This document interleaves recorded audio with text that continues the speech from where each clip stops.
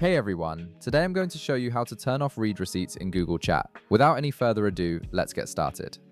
First, open your web browser and navigate to chromewebstore.google.com. This is where you'll find the extension that makes disabling read receipts possible, since Google Chat doesn't have a built-in option for this feature. Once you're on the Chrome Web Store homepage, you'll see a search bar at the top of the page. Click on it and type in "Turn off read receipts" for Google Chat. This extension allows you to browse and reply to messages without letting others know you've seen them, which is perfect if you need some privacy or just want to respond when you're ready. After searching, you'll see the extension appear in the results. Go ahead and click the Add to Chrome button. This will prompt a confirmation window to pop up on your screen. In the confirmation window, click Add Extension to proceed with the installation.